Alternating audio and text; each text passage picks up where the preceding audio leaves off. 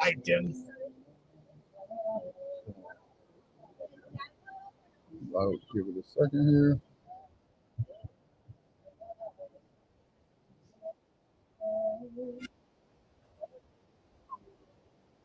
I don't know.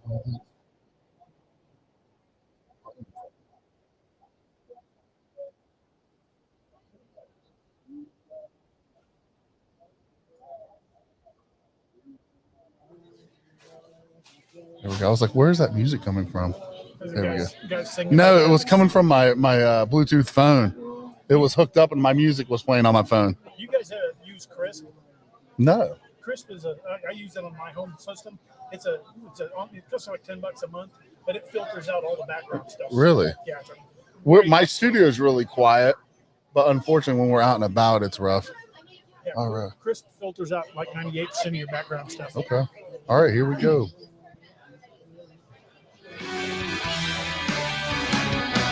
Welcome to American Whiskey. As always, I'm your favorite host in the whole entire world, Big Sturge. Over on my left side, your right side, we have Robbie Raines. And on my right side, your left side, we have D.A. Roberts. All right, these guys are going to talk about a little bit of Bigfoot, and we best-selling author right here, right, sir? That's yes, correct. Sir. Yeah. So got a great series. We'll talk about that as well. If you guys are not here, you better get here. It's a good time. We're going to be here tomorrow from 9 to 9. I think it goes till 9 tonight. So we definitely want you guys to stop on in here. And if you can't, grab a beer, grab a whiskey, grab whatever it is you sip on, sit back, relax, and hear these fellas talk about Bigfoot. Maybe they'll make you a believer, because I am. We appreciate you guys tuning in, and let's get started. All right, guys. So we talked earlier. I'm Big Sturge, and this is American Whiskey Podcast, and we normally go around and to like whiskey festivals and stuff. So this is a really cool opportunity to kind of get involved with a kind of like a new scene, and we're really excited about it. I want one of you guys just start and introduce yourself, what it is you guys do, and we'll get into maybe a couple stories or something like that, Sounds good. Robbie, you want to start? Yep. Well, I mean, you can start since you the host with the most, or I can start and say the best for last, however you want to go. I don't know about the best for last. Definitely the baldest. But I don't know about all that. But anyway, like I said earlier, my name's Robbie Raines. I'm one of DA's co-hosts on DAX Machina. I'm a police officer, been a police officer for about 28 years. I'm not showing my age. Had my first sighting in late 82, early 83, somewhere around in there, in my home state of South Carolina. Back then, if you had a sighting, you were crazy. So I kind of suppressed it for 40-something years.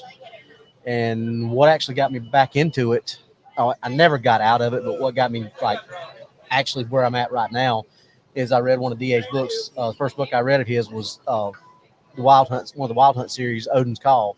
And there was one line in that book that brought the entire experience that I had when I was a kid, brought it all back to me. DA had his his email address in the book, so I didn't expect a call back or anything like that, or response or anything. So I emailed him, told him I was a police officer, told him I appreciated it because it was so real the way he wrote, and that I really appreciated that. Where could I get the rest of his books? And told him that I had a sighting and all that kind of stuff. So he responded, and he laughs now because we always talk about 1 turned into 2, 2 turned into 10, 10 turned into 20, 20 turned into me being one of his co-hosts. Yeah. So I've been a co-host for 2 years now, 2.5? 2.5. And we've gone and done some field investigations together. I live in South Carolina. He lives in Missouri. So it's about a 12.5-hour trip for me, but I've been down this place and seen some of the places in the books and things like that. And, this is just, it's a passion I've always had, but it's a passion that I never could express because people always call you crazy. Yeah. When, if you're a believer, you've heard that before. You're crazy. What I find so funny is I've had people look me in the eye and say, yeah, I believe in aliens and I believe in ghosts, but yet I'm crazy for believing in Bigfoot. Yeah, of course, yeah. And I don't see how you can accept one without accepting the other. Yeah. So, and how can you deny something and believe in something crazy on the other side? Like I know exactly what you're feeling. I think Dylan kind of thought I was nuts when I told him I believed in Bigfoot, because I had an experience when I was like 17 years old, and those experiences are something that stay with you. Yeah, you know what I mean. It's something you can't undo in your mind. Right. It's that paradigm shift. Once that switch is flipped, you can't flip it back the other way. That's exactly right. So, what about you, man? Well, I spent most of my adult career in law enforcement like Robbie. I did about 20 years in uniform before my back went out. So I'm retired now. Kind of not by choice, but there it is. Yeah. But I've been investigating and looking into Bigfoot since about 1975. Okay. Since I was a little kid. I grew up on a farm north of a little town called Lebanon, Missouri. And if you're listening and you're from Lebanon, I'm sorry. But Lebanon's not exactly civilization as most people think of it. Yeah. But I grew up on a farm outside of a small farming town, and there were surprisingly a number of people that had sightings of their own. But what really cemented it for me is my uncle Buddy. He technically wasn't my uncle anymore. He was married to my mother's sister, and they got divorced. But he was just my uncle my whole life. Yeah. He was full-blood Cherokee, and I grew up with him like a second dad. And he's the first adult that ever just set me down and said, hey, these things are real, and you really need to be careful when you're out in the woods. Because I was a farm kid. I was out in the woods constantly. Yeah. And we, because of those experiences, talking to him, and on his land, he lived out by Eldridge, Missouri, out in the middle of nowhere. I had something approach my deer stand one night and grunted at me and then walked away. And then the following deer season, I had a 12-point buck taken by one. And ever since then, I've just been absolutely hooked. But now, did you see that happen? I didn't see it, but there was really nothing else could have done it. Yeah. And it was a big buck. It's not something like somebody would have just shouldered and Right. walked away with. Right. I'll give you the kind of whole story of that. I shot it. I waited for. I had buck fever, man. I wanted to get a good buck, and I waited and I waited and I waited, and I finally got a really good one. And I hit him in the side with a soft-nosed British .303 round, and he dropped immediately. Well, by the time I climbed down out of the deer stand and got over there, he'd got up and staggered off. But I knew it got him good because there was a large quantity of blood and what hunters refer to as lung butter on the ground. Right. And I'm like, oh, I got him. Yeah. But he headed off toward the bottoms, which my uncle had always told me to stay out of. And it went down, and then it dropped off a little embankment down into a dry creek bed. Well, it was about 20 feet down, and I couldn't climb down in there. I mean, I saw where it fell, and it had bled out. It was done. It was laying on the ground. I'm looking right down at it. But it was too far for me to drop without breaking a leg, so I backtracked down this little ravine looking for a place I can drop. I'm gone maybe 10 minutes. I get back down to that ravine. It's gone. Yeah. Not a drop of blood. I was going to say, was there a blood trail or anything? Nope, not a drop of blood, not a footprint.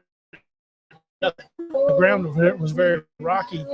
I was spiraling out looking for blood, and I can't find any more blood. So we had those Motorola radios. I got on the radio and told my uncle, and I said, hey, I think somebody's out here on your land, because there wasn't supposed to be anybody out there but me. Yeah. And he said, where are you at? And I said, I'm down in the bottoms by that old dry creek bed.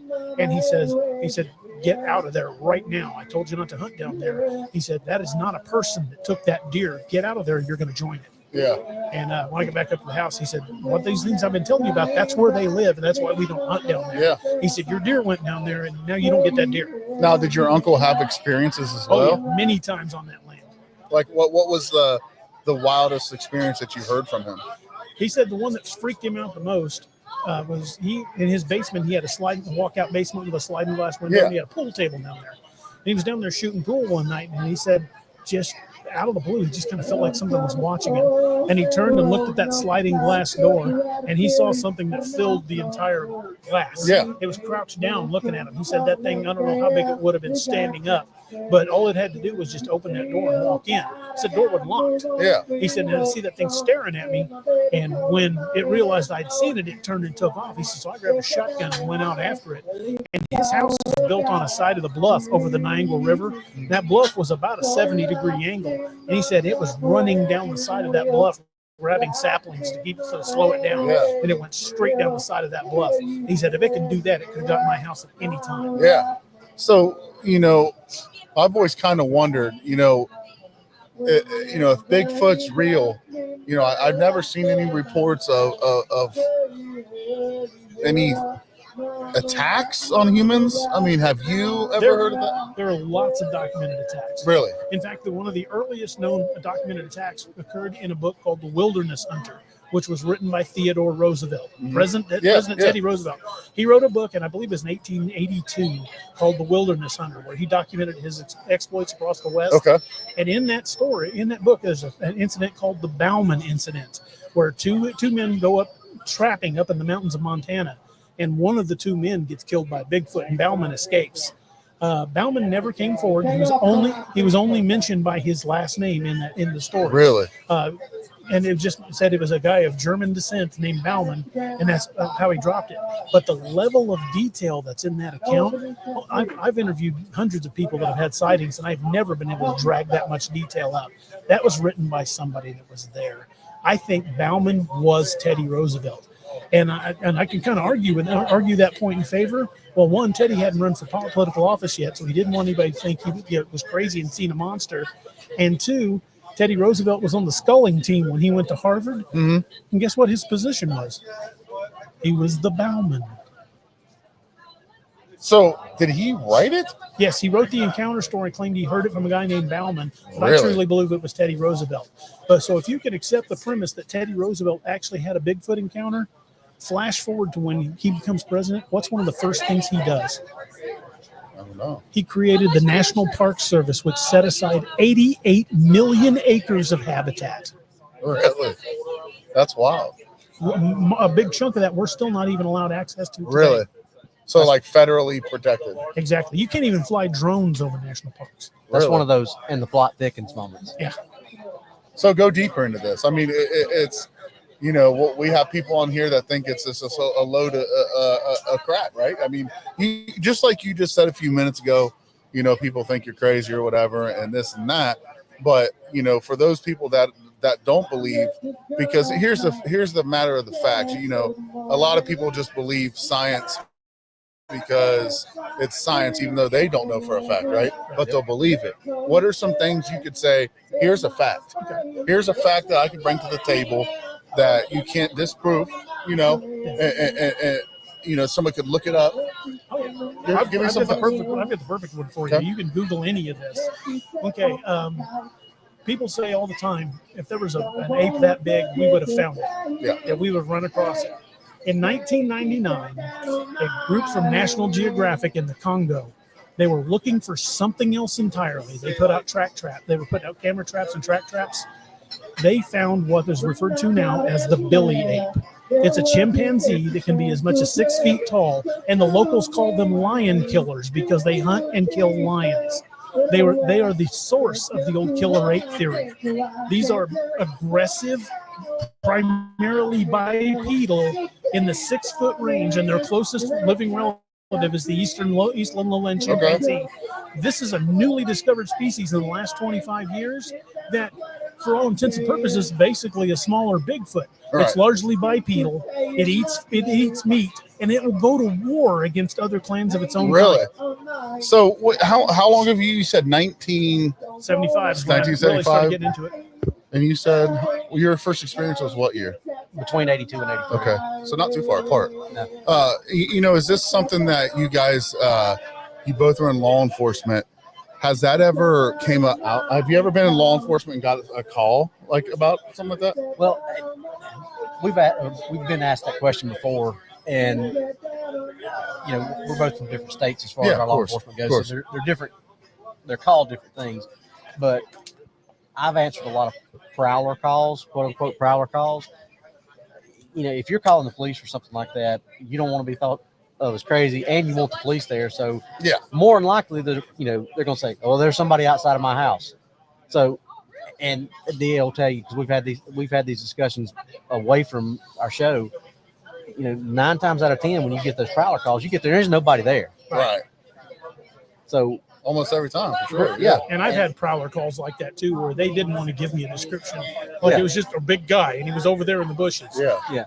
So I think probably more officers than not have had calls like that. They just don't know that's what it is. And I've over the years, I've gone to training with other departments when I was still active, and I've talked to a ton of other law enforcement officers.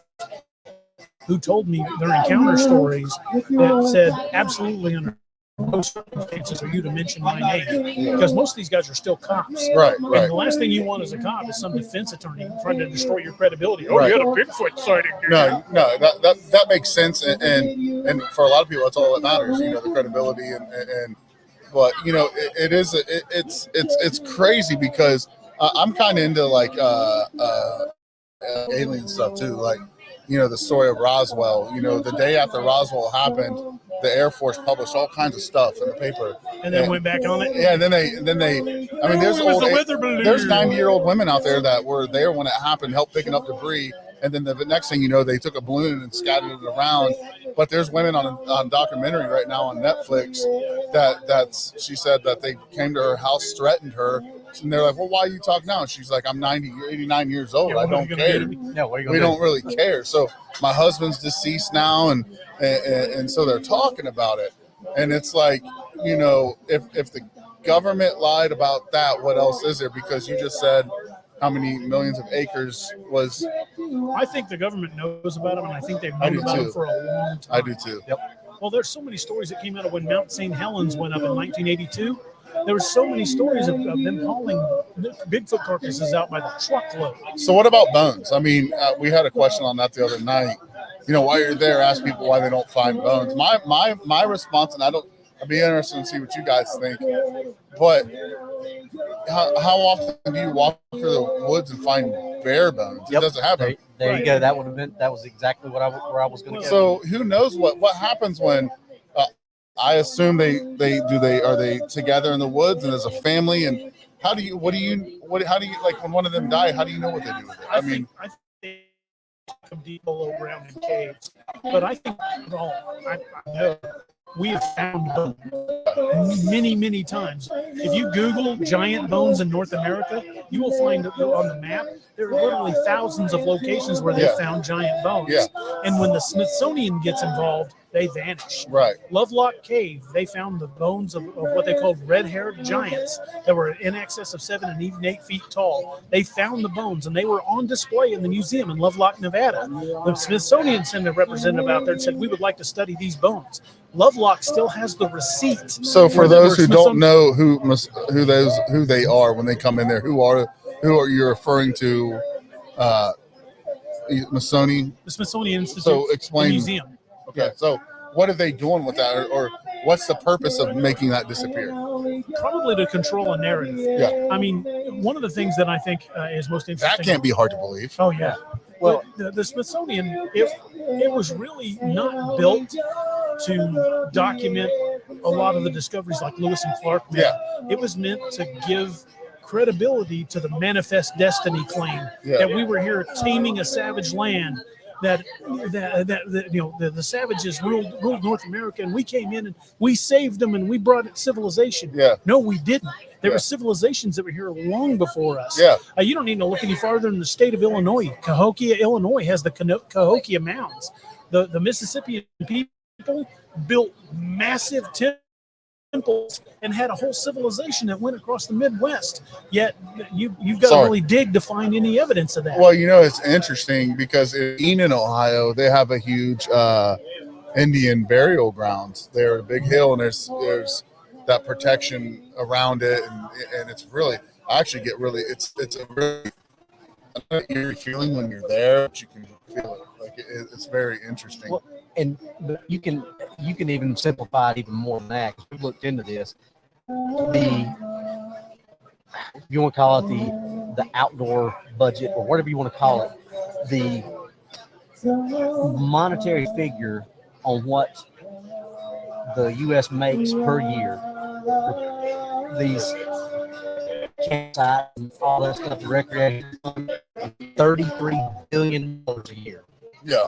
So if all of a sudden the government comes out and says, "Oh yeah, these things exist," you get to create two problems. For one problem, you're going to lose a lot of money for people going in camp. I ain't taking my family in there anymore. And then you can have a bunch of people who want to go in there and be the first one to bag one. Well, don't you think too that it would, like, I think like UFOs and aliens and all these wild things, do you think part of it is to not cause mass people like that like, they're going to share it because they control and feel safe, make us feel like we're the only one. I think that might have been the case 50, 75 years ago, but I think today people are pretty much inured to it. If you like when the government started releasing cockpit footage, saying these are UAPs, these exist. It was front page news for a couple of days, and most of they just went, eh. Right. Well, So I don't really think it's going to cost Max area to admit. To go on that, think about when we went live after all those things happened. What was it, last year or whatever it was during the Super Bowl, and all the one that got shot down in South Carolina, one got shot down over the Great Lakes, and in Alaska, whatever. The press secretary, the SecDef, was he there too? Yeah. They had a big news White House press conference release. It was on YouTube. Really? It was buried. They didn't preempt the Super Bowl. They released it, but they didn't make a big deal about it. Yeah. And coming from people my DA's age, when the White House puts out a statement or goes live, it used to cut everything off. Right. You're watching your favorite TV show. You're watching a game, the big game. It didn't matter. Whatever was on TV, when the White House come in to do their announcements or whatever, that was all you saw everywhere. It's interesting you said that. I'm going to go back to like the UFO thing and how the government like doesn't make it a huge deal. There was 2 jet fighters in the air a couple years back, and they got dispatched to randomly 2 flying objects in the sky. And everyone thought it was fake. Those 2 Air Force pilots were just in front of the Senate talking about this, and they have video of these objects going whoosh, but it was they didn't make it a big deal about this them coming to the Senate and talking to them, trying to pass some type of bill, and I don't remember what it was, but like it was. I'm like, why isn't there more people watching this?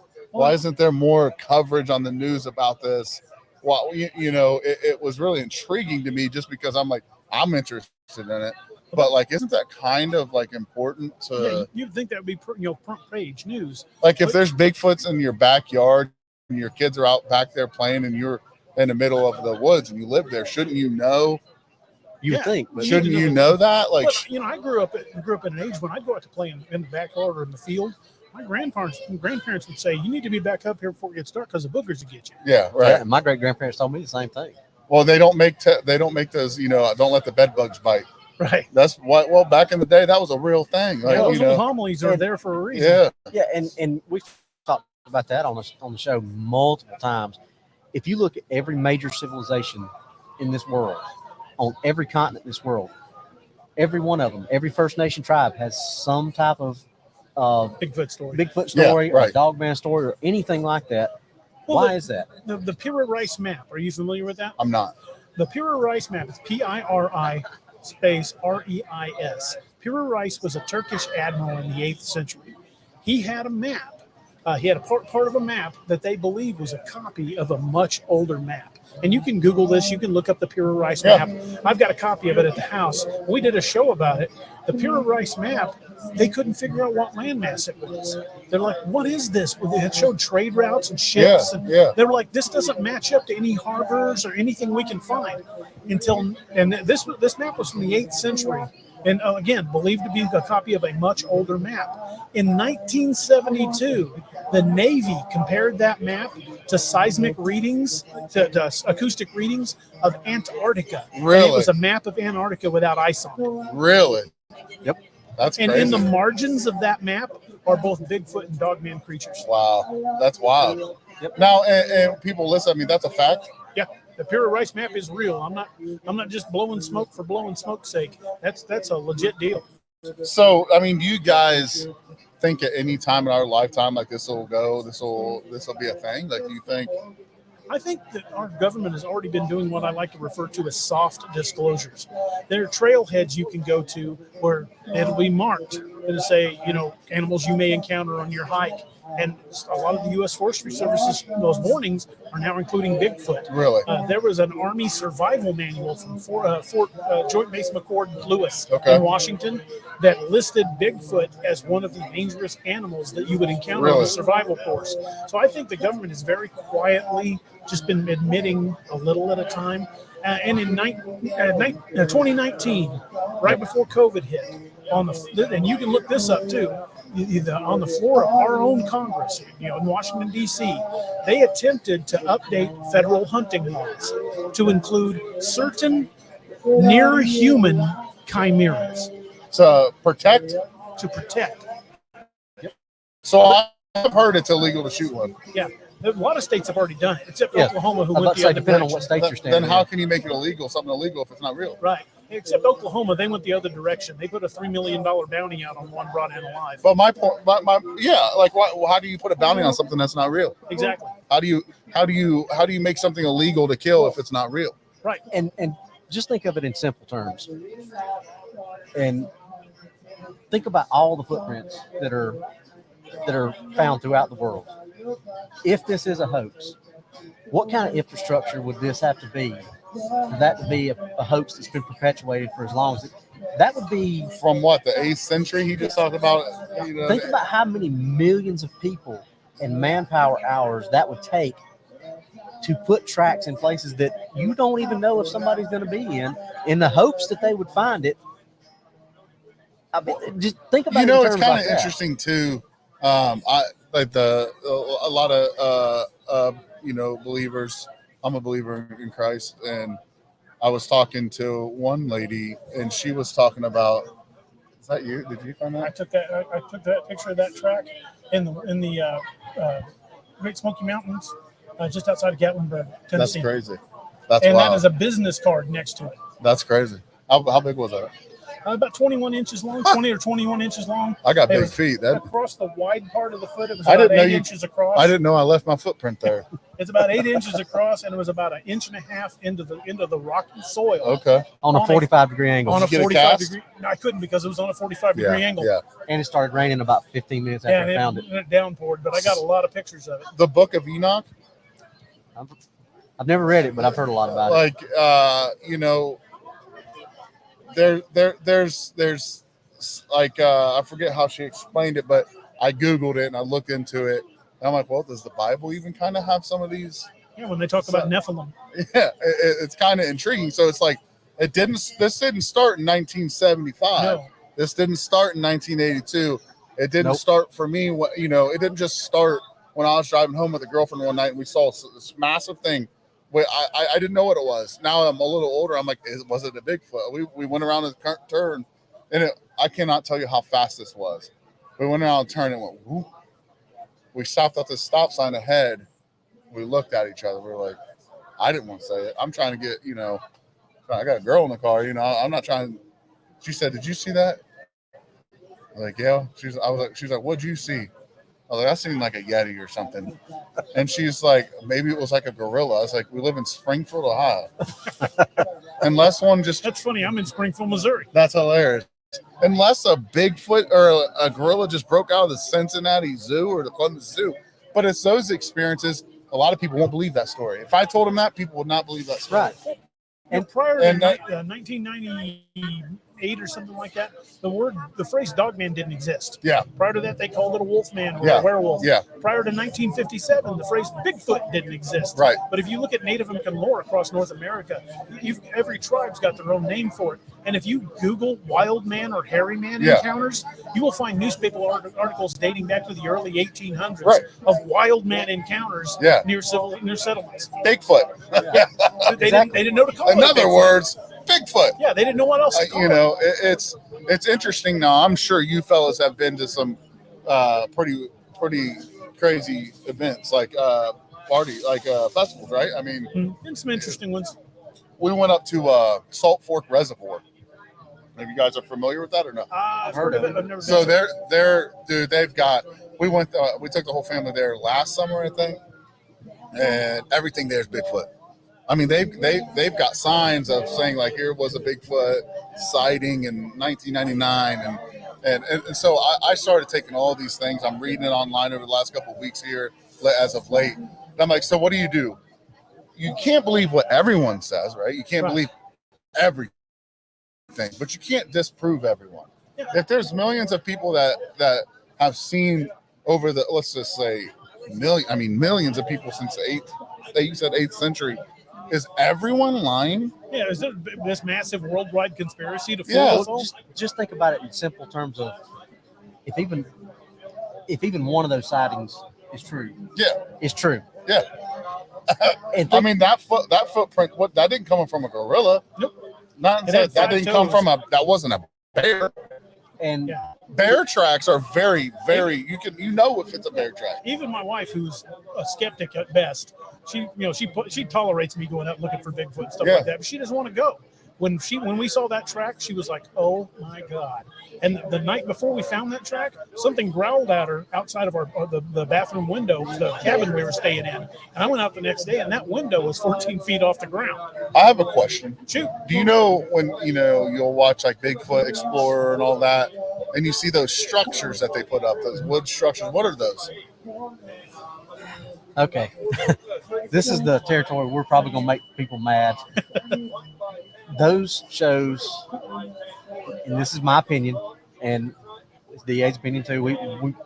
We've talked about this extensively. Those shows are built on views, things like that. Right. A lot of that stuff I think is staged for mountain monsters. Because what would be the point of it? Yeah.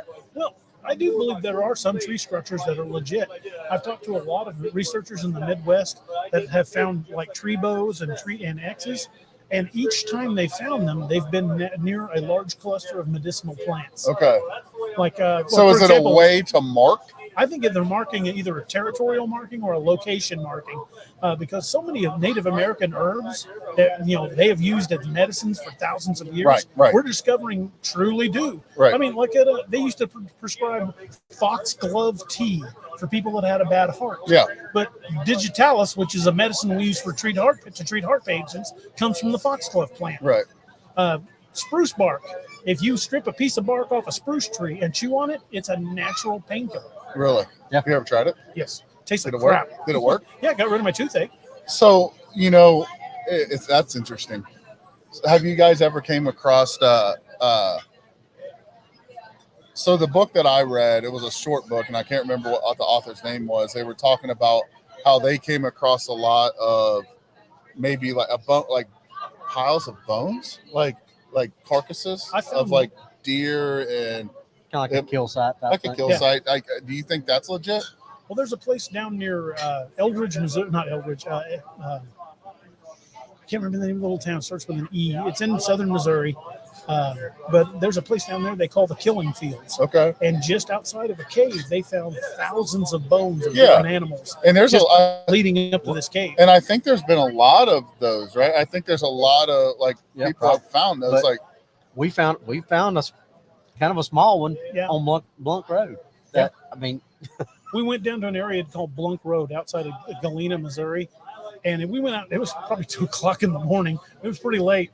And Robbie was visiting in Missouri, and I wanted to take him some of the places. There have been Bigfoot sightings down off Blunk Road, and it ends at the James River, which flows down into Table Rock Lake. And as we're pulling down there, it's dead of night, absolutely pitch black. And my son Noah, he was in the back seat of the car, and Robbie was in the passenger seat. And I start slowing down. I'm like, what the hell is that? And Robbie's like, what? I said, right there, through the high beams. I'm like, down in the middle of the road. There was a severed deer head laying in the middle of the road. It hadn't been cut off. Yeah. It had been ripped off. Yeah. And then farther down, we found more deer. One that had the top of its skull ripped off, and the brain was gone.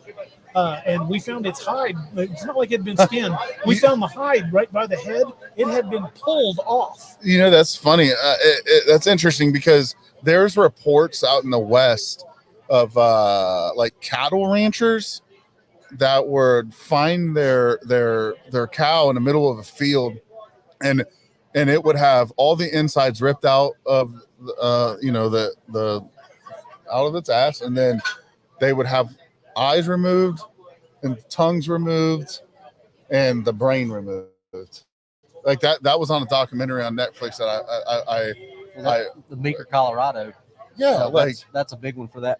But that's pretty wild. When you talk about the head that we found in the middle of the road, the tongue was missing, and I believe one of the eyes too, right? Yeah, one of the eyes was gone, the tongue was gone. And those were reports, like those were actual factual. I mean, police reports, dude. Like those, that stuff is not like whether you believe it happened or not. It did happen. Yeah. It happened to thousands of farmers. And the thing in Meeker, Colorado, because we actually did a show on this, because our other buddy Doc lives in Colorado, so he doesn't live very far from Meeker.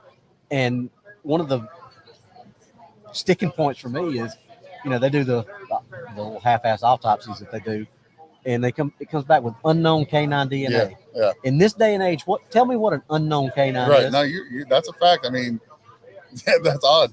That's odd. Yeah, you can send your dog's blood sample into a lab, and they can tell you it's 35% German Well, Shepherd. people do that. They adopt from the pound, and it ends up being a mutt, and they send it out and figure out what the but for it to come back unknown canine, that's not happening. What is that? Yeah, that's them not wanting you to know. That's them. Either they don't know what it is, or they won't admit it. And you get the ones like the Amazon driver that they swear up and down, and it was the dogs, and they have pretty much that's it. It's done, but they haven't closed the case. And that's how the law enforcement avoids you getting a Freedom of Information Act copy of the report. Yeah, they will list the report as still open. Yeah, right. And until it's closed, it's not subject to a Freedom of Information Act. I've ran into that because before I started doing this, I did for a few years true crime, and a lot of these cases were, not solved cases, and so I would try to reach out and get the case files, and a lot of them they don't want to do it because they're open cases still. And some of them are really sketchy, like sketchy homicides. And I'm like, this has been 30 years, man. Like, what are you trying to hide? Like that incident he mentioned, that happened near Lexington, Missouri. An Amazon driver was killed, and they blamed the dogs at the house. But and if it had been the dogs, the sheriff's department would have released a necropsy on the dogs. Yeah, but no human remains were found in the dogs. Really? They wouldn't release it. But they would have blood or something. Yeah, the dogs. They had to actually break into the house to kill the dogs. The dogs weren't even in the yard. And I know for a fact, I've got this from in your law enforcement. You make connections. Yeah, a friend of a friend kind of thing, who knows both the sheriff and the county coroner for the county where it happened.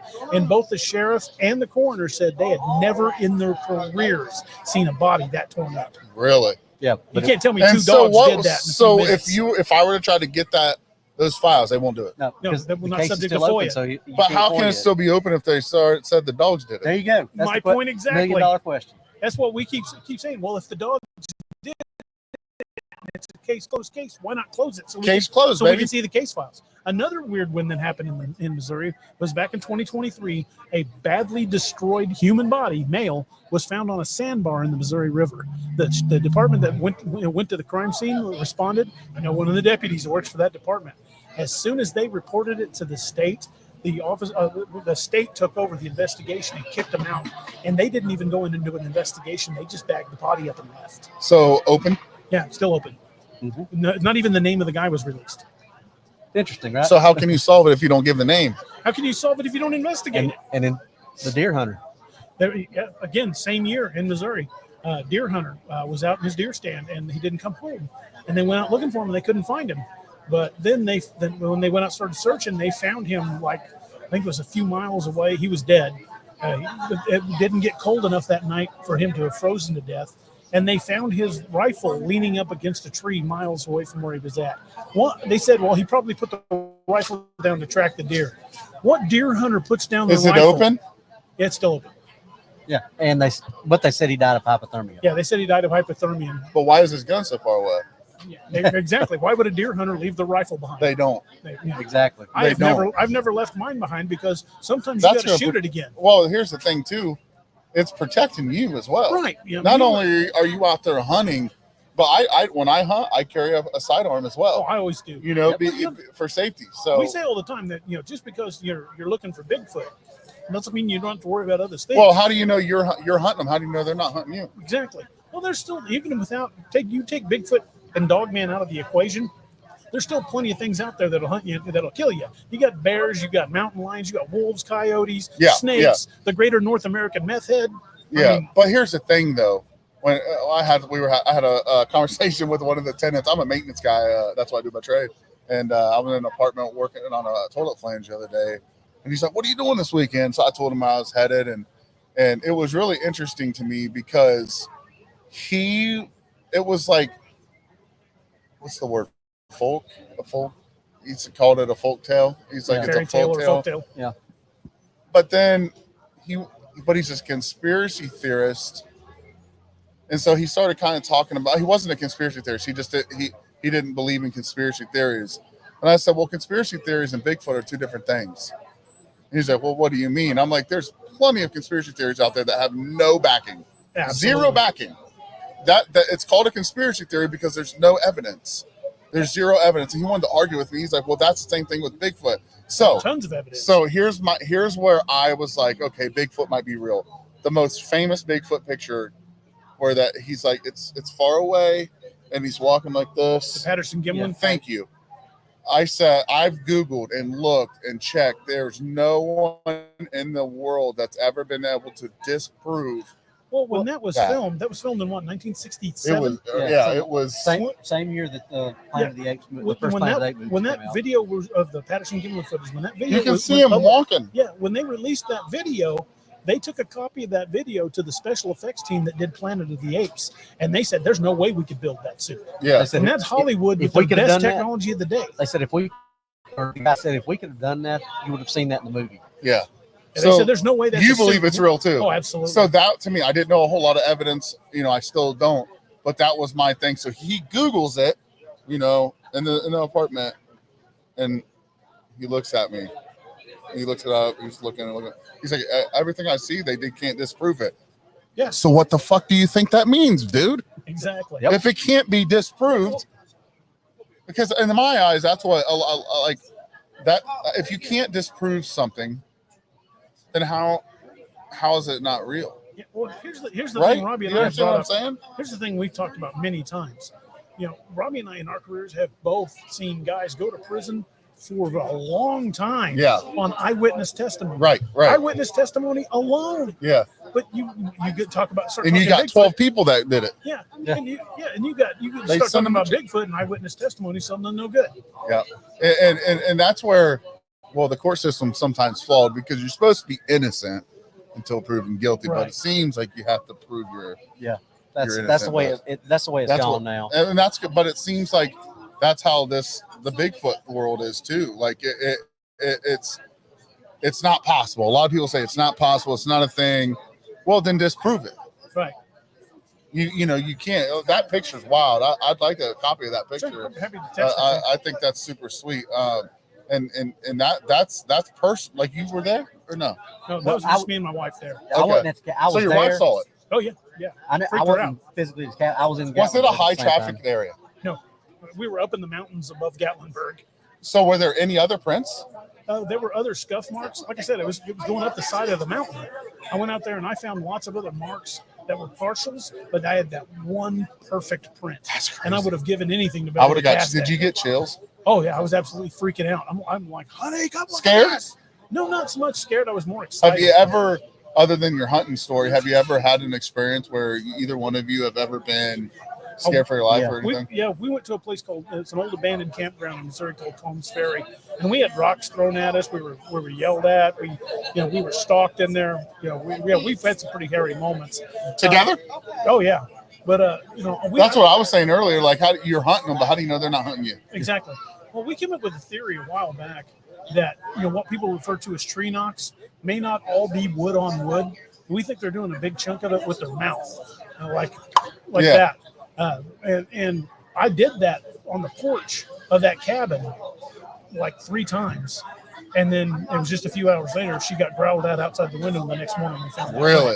And something banged on the side of the window something later. beat on the side of the cabin. And knocked that's crazy. Knocked the infrared. Yeah, broke one of the security lights on the front of the cabin. Wow. The motion activated sensors. I went up there the next day and it was snapped off. Well, I don't want to keep you guys all night. This has been very interesting. I'd love to have you guys on again sometime. I'd be happy to, man. Get together some questions for you guys and sit down and really dive in. This was obviously an interview I wasn't prepared for, but this has been pretty wild, and that picture's insane. I'd like to put that on our Facebook Sure. and tag you guys and just say, My email is on that card. Just shoot me an email and I'll Okay. email you a copy. Okay. I'll get you a much better copy of it than that's on my phone. Okay. That's just the one that I keep on my phone. Yeah. I actually got really good high quality images with Cool. my DSLR. All right, that's awesome. Now, how do they find you guys? Is that on here? You can find us on our show, which is called DAX Machina. Okay. We're on every Wednesday and Saturday night at 8 p.m. Central. Okay. You can find us on YouTube and on Facebook. Okay. I'm also a writer. I've got 33 books currently in print with another one about to come How out. do they get those? You can find those either on Amazon or on my website, which is daroberts.net. Okay. We'll share that over the next couple of days, so that way we can get our listeners. Thanks, yeah, absolutely. And we'll connect again, guys. This has been really cool. I got some other cool questions interesting things I'd like to And we're ask. happy to run down the rabbit hole anytime. Yeah, man. It's always fun to me. We just did a 2-hour episode the other day, just going down rabbit trails, and it's intriguing. Like it's and especially when you're talking about something that people have experience in. It's just not talking about folktale. You guys have experience, and that makes it even cooler. Well, when we were talking earlier about Teddy Roosevelt, Yeah. We just kind of stuck our toe in the water. There's a whole can of worms. We could do a whole episode on that. We have done an entire That's episode awesome. on Teddy Roosevelt. We've done a 2.5 hour. Well, we've done multiple. Yeah. Because That's awesome. Yeah, there's a lot to. Well, the Teddy maybe we Roosevelt could share that on our podcast and see what people say, man. That's awesome. Yeah. So, guys, I really appreciate your time. Hey, my pleasure, man. This was one of man. my Yeah, favorite enjoyed ones. it. This has been a great time. But I'd love to get you guys on, remotely too sometime. I know you guys got your own gig, but I know a lot of people here would like to hear, Yeah, I'd love to do it, man. so As my buddy Kerry would say, I'm down like 4 flat tires. that's a good way of putting it. So, guys, as always, you want to go check these. I'm going to put this information on our Facebook. Is that okay? Sure, absolutely. Okay, cool. Don't forget, check them out on their Facebook page or the website. We'll put information on where you can find his books. They're on Amazon and his website. And as always, guys, we always say, go check these other podcasts out. I know we'll probably listen to it on the way home tonight just to check you guys out. Awesome. So Thanks, man. I really appreciate it. And as always, guys, I'm Big Sturge, Robbie. DA, and this is American and Whiskey. I'm a big whiskey fan.